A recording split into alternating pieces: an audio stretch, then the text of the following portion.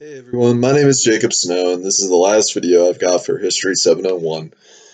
Course I have greatly enjoyed, let me tell you. A lot of ups, a lot of downs, a lot of fun. This week's video topic, we were supposed to talk about the book by George Marsden, which is called The Outrageous Idea of Christian Scholarship. Really riveting read. I encourage you to read it. Even if you weren't in the class, I still encourage you to read it. It's a really good read, even if you're not Christian, because it explains different historical perspectives. Me personally, I feel like Marsden gets a little bit uppity at times, just a little bit, but it's still a really good read, and I encourage you to check it out when you have time. Reflecting on it, a lot of what Marsden says makes sense, and unfortunately, not in a good way.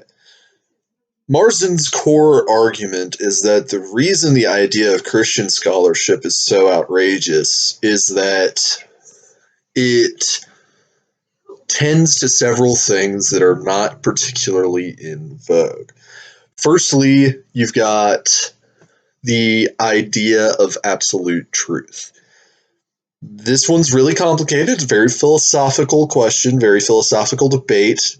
Is there absolute truth? As a Christian, the answer obviously is yes. However, for a world that holds to different worldviews, different things, everybody holding a truth of their own, which philosophically this is called relativism, not relativity, relativism. That's actually a very important distinction. Relativity is physics, not philosophy. Regardless, when we start reaching into relativism, there are a lot of very uncomfortable questions that indubitably come up.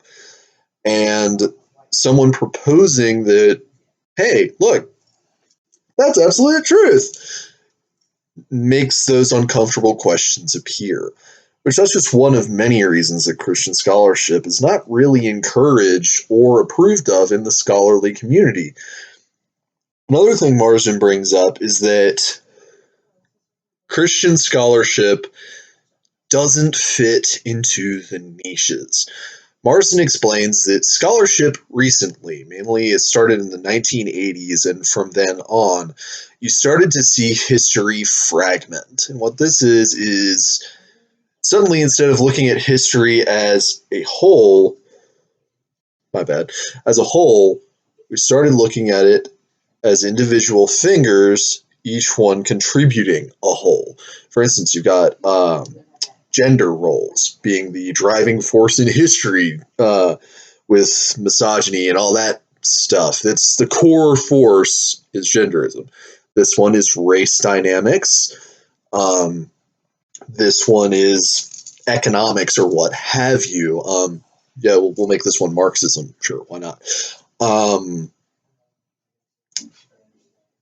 Christian scholarship doesn't give you that. Christian scholarship doesn't fit within the paradigm of gender is the driving force of history, or race is the driving force of history, or the struggle with the classes and the masses is the driving force in history. Christian scholarship doesn't give you that. Christian scholarship says that the driving force in history is a world trying to find its way back to God.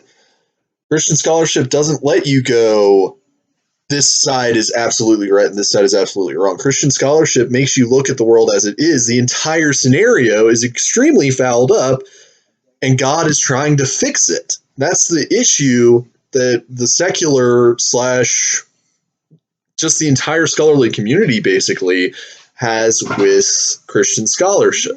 That's one of the arguments Marsden makes, and having been studying in college, reading articles and books and articles about books, I've seen this over and over again, that books that tend toward this more Christian perspective tend to get flattened, really, in the reviewing. This guy, he's a supremacist in whichever direction that the reviewer or the article leans in. For instance, he's a ethnic supremacist or a gender supremacist, whatever have you. Generally, mud is flung whenever it's a Christian/conservative worldview. And I think that's a problem. I think that's a real problem. Because the thing is in our world, there are millions of voices asking for and demanding the right to be heard. But we can't demand that, hey, I'm here, listen to me. Everyone else, shut up. You can't do that. You can't do that. That's not fair. That's not good scholarship. It's not good scholarship to say, I'm right and everyone else is wrong. Good scholarship recognizes that the world and the events in it are entirely more nuanced than we can really realize. To utilize an example, this entire course, I've pretty much been talking about the Civil War or the war between the states, what have you, whichever you wish to call it. That's what I've been talking about. And yes, there is that. In scholarly circles, all too often you see. Oh God, where was I?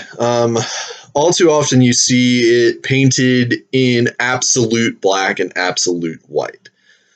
For instance, for some, this side was completely right and this side was completely wrong. And it can be whatever type of scholarship you want. That's just how it is.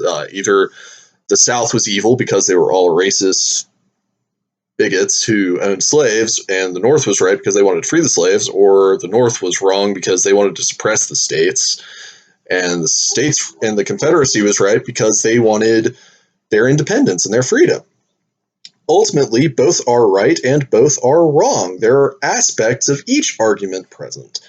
And to say that this history is driven by only one factor, not only is it reckless and, to be honest, ignorant, it's not really smart to deprive yourself of a more well-rounded viewpoint. If you look at the war between the states as it was, a nuanced, complicated blob of gray, just not really giving you that this side was completely right and this side was completely wrong, you can see that there are a lot more things at play, and these are a lot of things that we even need to watch for today. We can't just take those absolutes and go, well, all of this people are like this, or all of that people are like that. Absolutes, there is absolute truth, but to say that there's an absolute, you know what I mean? It's complicated, and I love it. Marsden does a fabulous job painting that nuance. Sometimes he comes across as a little bit snobbish in defense of his topic, and, well, that's going to happen regardless of what we're talking about. But Marsden doesn't lose sight of what he's doing either. He's not just telling you that Christian scholarship is right and everybody else should listen to it. Marsden is telling you that Christian scholarship just deserves a shot. It doesn't have to be the only voice in the crowd, but it doesn't need to be completely drowned out either, because it's not just bringing a Christian worldview. It's bringing another aspect of a more complete worldview. And that is ultimately what I take away from Marsden's book, is that when there are multiple worldviews at play, it's best to give each one a chance to sing, a chance to talk, and a chance to show what it means, and not to go, well, this worldview speaks to me, so that must be the one that's right. I hope you enjoyed this video. I hope you guys have a wonderful holiday. I hope you all enjoyed this class as much as I did. I'm looking forward to seeing if we meet again in the future. God bless you. Signing out for the last time. This was Jacob Snow.